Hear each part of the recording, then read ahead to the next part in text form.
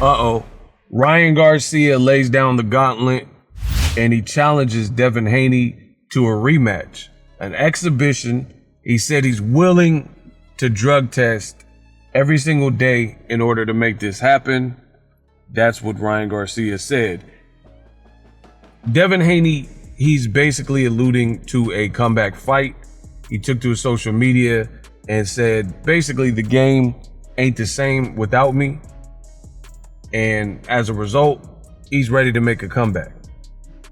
Ryan Garcia seen this and posted a picture of Devin Haney being dropped in their fight.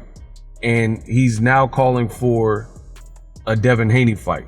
He says, I heard Dev is trying to come back. Only way to figure out if what I did was a lie, because I know how to tell the truth twice. So basically, that's a threat. And he's saying, and he's posting a picture of Devin being floored, and he's saying, history repeats itself, and I'll do it again to Devin. So Ryan Garcia is very confident that he can floor and or beat Devin Haney again. In fact, he put out another tweet which read, I'm willing to lay his ad down again. You know I got it on me, that left hook, and my hands are feeling itchy. He said, you know I got it on me. I keep that stick.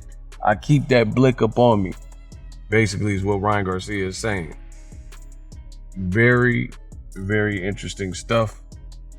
He then goes to respond and reply to Turkey on his social media. Turkey had responded to Devin Haney and said he is waiting for you in Riyadh. Ryan Garcia seen this and says, we could set that up in Riyadh if you want, if you would like, Mr. Turkey. I will do all you ask, including drug testing every day. Every day. So please, if you can, make it happen. Ryan also says that he could do an exhibition. He said, word on the street is we can do an exhibition. Come run it back if you really think the W I took was a lie. So listen, I don't know if this will or won't happen. I guess it depends on Turkey and Riyadh season. As of me recording this video, there hasn't been a public reply from Turkey to Ryan Garcia's claims. Now, I don't know how I feel about an exhibition, given the fact that it won't affect each other's record. So that's kind of weird. It's a bit weird.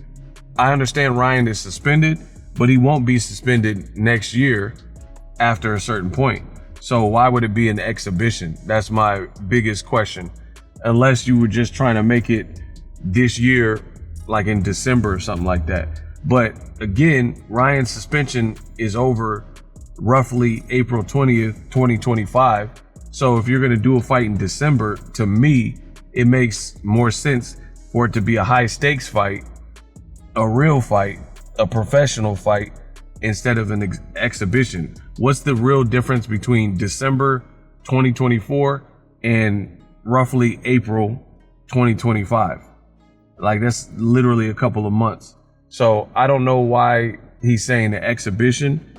And the other thing I don't like about the prospects of it being an exhibition is the first fight was overturned due to a failed PED test on behalf of Ryan Garcia because he had ostarine in the system.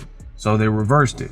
So in essence, if you do an exhibition, that'll basically be two Devin Haney fights where no matter what the outcome is, it won't count against his record. And I think for the sake of this fight, the backstory, the sportsmanship, and the competition, I think the next fight definitely needs to affect either fighter's record, yay or nay. So if Devin wins, then Ryan needs to have an official loss. If Ryan wins, then Devin needs to have an official loss. An exhibition would eliminate that. It would eliminate the actual loss, draw, or win from being on their record, which is in essence what happened. You have to understand, with a no contest, no decision, an NCND, no contest, no decision, is almost like the fight never happened because it's neutral. It just won't count positive on your record, and it won't be counted as a negative or a loss on your record. So Devin Haney, I believe his record is 31-0. If that fight counted, he would be 32-0. But again, a no contest, no decision is like the event never took place because of the banned substance. So I don't want to see that back-to-back happen.